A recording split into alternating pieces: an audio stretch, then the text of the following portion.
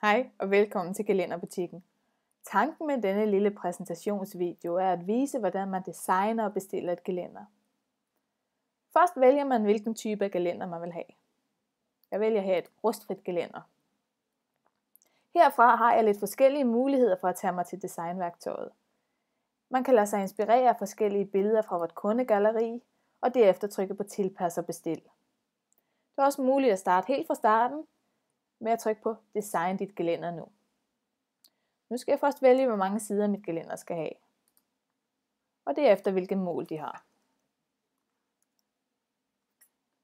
Nedenunder ser jeg antallet af sektioner, som hver side får. Og her skal jeg se, om det er et yderhjørne eller inderhjørne, og om vinklen ikke er 90 grader. Det her gelænder behøver jeg også at vælge, om det skal monteres udendørs eller indendørs. Bliver du usikker på nogle af de her momenter, så har du hjælpetekster ude i højre side, som forklarer, hvad du skal tænke på, når du tager de forskellige valg. Herefter trykker jeg på Beregn pris. Jeg får nu op en pris på et gelænder, der har de mål, som jeg har sat, men med en standard specifikation.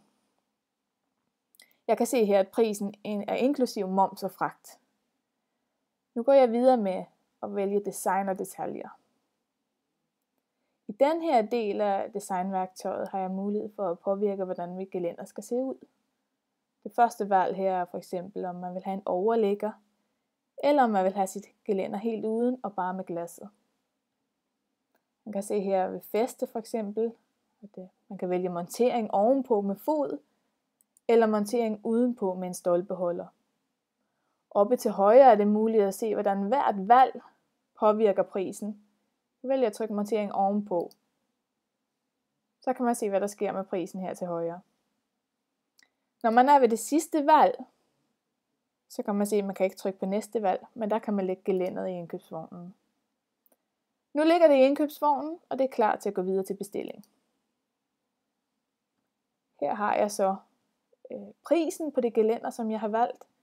Vil jeg nu kigge igen, at har jeg nu fået med alt rigtigt, så trykker man her på specifikationer, og der kan man se alle de valg, man har taget, og de mål, man har tastet ind. Er noget blevet forkert, så kan jeg trykke på ændre mål og specifikationer, så kommer jeg tilbage til designværktøjet.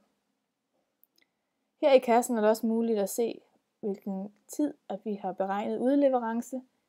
Den her tid gælder altid. Det er muligt at vælge at sende det her indhold, det her gelænder, som jeg har i indkøbsvognen, afsted som et prisforslag. Så får du det ind i din mailbox, og du har mulighed for at tage det frem igen. Er jeg tilfreds med mit gelænder og vil købe det, så vil jeg gå ind her, vil jeg betale med faktura, taster ind mit personnummer, og adresseoplysninger bliver hentet automatisk. Og vil jeg betale med kort, trykker jeg her. Jeg taster ind fornavn, efternavn og adresse, vælger her kortbetaling, taster ind min kontaktoplysning med e-mail, hvem som er kontaktperson og telefon, og derefter, om man har en bestillingsbesked, kan man skrive den ind her. Derefter er det bare at sende bestilling nu, og så har man lagt en bestilling på et gelænder hos Gelænderbutikken. Det var alt for nu. Tak.